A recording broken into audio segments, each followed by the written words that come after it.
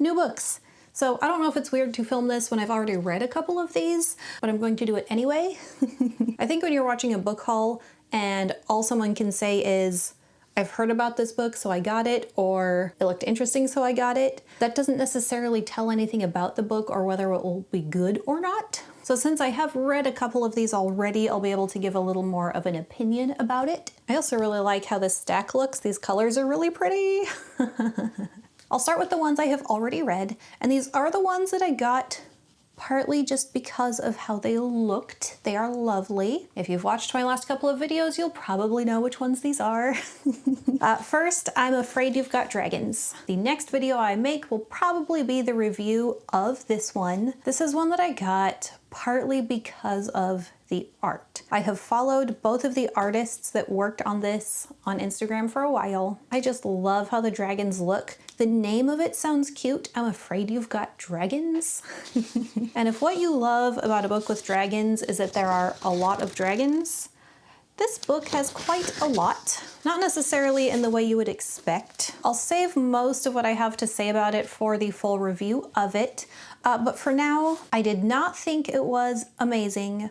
I thought it was fine. So if you're looking for a cute story with a prince and a princess and a dragon exterminator that's not too long of a read, this one would work fine. It would fulfill those requirements, but it was not a book that I was like, I'm enjoying this so much I'm having trouble putting it down, or I can't wait to see what happens. It was just very fine. Everyone has told me that The Last Unicorn by the same author, Peter S. Beagle, is far better, that the prose is different, and that people who loved The Last Unicorn were disappointed in this one. Whether you are a Beagle fan or not, take that as you will. It's the only one I have read by him, so it's the only one I have as an example of his work. And supposedly, you should not take this one as an example of his work.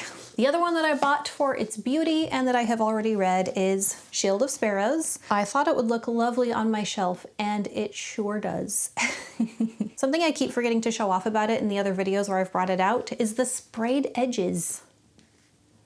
I love that dark floral look. This book is set in a world of creepy monsters. A lot of it is spent in a forest. And so the dark feel of the art while still being naturey and still having a feminine, pretty look really spoke to me. And if this is the only romantasy I read all year, that will be fine with me because I thought it was better than the ones that it's being compared to. If you are watching this and you have read Shield of Sparrows and liked it and have recommendations for other ones that are as good, I would take those recommendations. I don't want to read more romantasy just because it's romantasy. I love the fantasy genre, and having a story that is mainly focused on the romance while being in a fantasy setting is not going to draw me more than like an epic fantasy or a classic style fantasy. So it has to be well done. So if you have recs for those,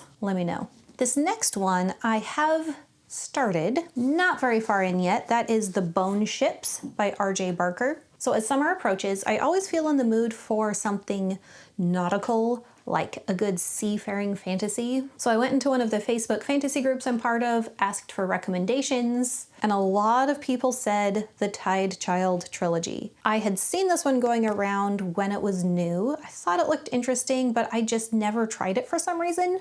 Didn't really have a good reason for why, I don't know. But then a lot of people were recommending it, and going into Goodwill the other day, there it was on the shelf, and so I thought, haha, that is my sign to pick it up and at least try it. Also, it's beautiful. I love this style of art. So far, I'm on page 56. It is very different. It's weird. The prose is a lot different than what I'm used to, and the way that everything is described really sets you down in this is a fantasy world. This world is different than the one you are used to. This is not just a high seas nautical story with some magic added. This is a very different place. The ships are made from bones of dragons, so they're kind of creepy. A lot of normal nautical terminology is different in this one. So instead of captain, you have shipwife. Instead of referring to ships as she, they're referred to as he. A character who's like some type of weird creature known as the wind talker. I don't remember the name of its species, Galame or something. Definitely a strange type of species that I haven't seen in other fantasy books. So it's just weird and different, but so far well done, and I'm enjoying the read of it. I have found that I often like a story that's told in not too fancy of prose. It can be hard to find well done prose that's different and lyrical and well done and doesn't feel like it's trying too hard. And this one is just so different that there's enjoyment in just reading the words and reading the way the story is told as much as the story itself, and I don't find that often. So that's been nice. As far as the rest of the story, I don't know, haven't gotten there yet. But if you, like me, like a nautical seafaring story for your summer reading, this one comes highly recommended from the fantasy Facebook group I'm in. These next two I don't know much about. One of them I know even less. Bridge of Birds has come to me recommended. It takes place in a fictional version of China. I think it's going to be kind of a travel type story with a group of characters traveling together, some kind of quest type of tale. It's under 300 pages. I don't know when I will read it. It's not officially on my TBR yet. I try not to plan too far ahead. I like to mood read, but knowing that it's on my shelf and at some point I can just be like, I'm gonna read this.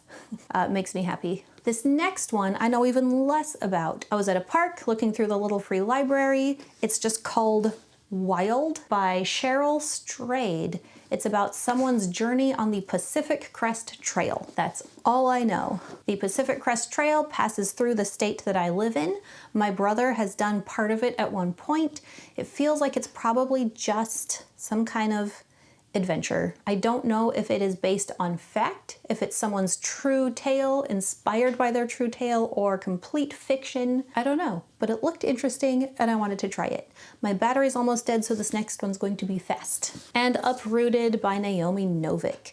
I loved Temeraire, the first one. The second and third were fine. A little disappointing after how much I loved the first one, but I was not turned off from the author, and based on her storytelling style, I have been interested to try her fairy tales and maybe is it Scholomance? The one that's like Magic School or whatever. I'm interested in trying that one as well. And again, Goodwill. It's a beautiful book.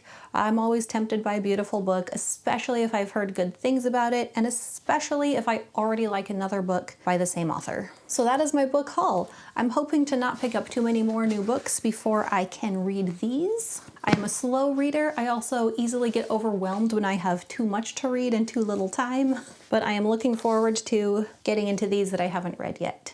Thank you to my patrons. I appreciate you guys a lot. I'll link my Patreon and my Instagram, and happy reading. Bye.